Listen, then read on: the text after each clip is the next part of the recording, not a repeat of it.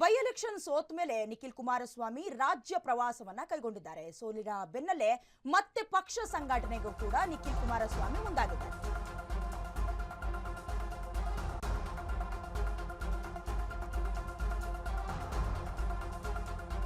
ಸೋಲಿನ ಬೆನ್ನಲ್ಲೇ ಮತ್ತೆ ಪಕ್ಷ ಸಂಘಟನೆಗೆ ನಿಖಿಲ್ ಕುಮಾರಸ್ವಾಮಿ ಮುಂದಾಗಿದ್ದಾರೆ. ಹಳೆ ಮೈಸೂರು ಪ್ರವಾಸಕ್ಕೆ ನಿಖಿಲ್ ಕುಮಾರಸ್ವಾಮಿ ಮುಂದಾಗಿದ್ದಾರೆ. ಚುನಾವಣೆಯನ್ನ ಸೋತ ಬೆನ್ನಲ್ಲೇ ರಾಜ್ಯ ಪ್ರವಾಸಕ್ಕೆ ನಿಖಿಲ್ ಕುಮಾರಸ್ವಾಮಿ ಮುಂದಾಗಿರುವಂತದ್ದು. ಸೋಲಿನ ಬೆನ್ನಲ್ಲೇ ಮತ್ತೆ ಪಕ್ಷ ಸಂಘಟನೆಗೆ ನಿಖಿಲ್ ಕುಮಾರಸ್ವಾಮಿಯವರು ಮುಂದಾಗಿದ್ದಾರೆ.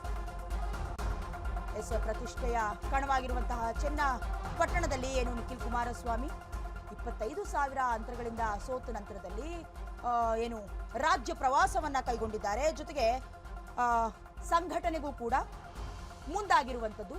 ಇದರ ಬೆನ್ನಲ್ಲೇ ಅವರು ಕೂಡ ಹೇಳಿಕೆಯನ್ನು ಕೊಟ್ಟಿದ್ರು, ನಾನು ಇನ್ನು ಯುವಕ, ಹಾಗೆಯೇ ನನಗೆ ಪಕ್ಷದ ಸಂಘಟನೆಯೇ ಮುಖ್ಯ ಅಂತ ಹೇಳಿಕೆಯನ್ನು ಕೂಡ ಕೊಟ್ಟಿದ್ರು. ಇದರ ಜೊತೆಗೆ ಇದೀಗ ರಾಜ್ಯ ಪ್ರವಾಸವನ್ನ ಕೈಗೊಳ್ಳುವುದರ ಮೂಲಕ ಮತ್ತೆ ಪಕ್ಷವನ್ನ ಸಂಘಟಿಸೋದಕ್ಕೆ ಬಲವರ್ಧನೆಗೂ ಕೂಡ ನಿಖಿಲ್ ಕುಮಾರಸ್ವಾಮಿ ಅವರು ಖುದ್ದಾಗಿ ರಾಜ್ಯ ಪ್ರವಾಸವನ್ನ ಕೈಗೊಂಡಿರುವಂಥದ್ದು.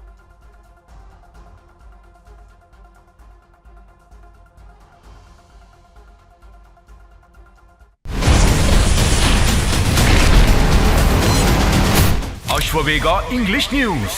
Coming soon. Your channel, your voice, your trust.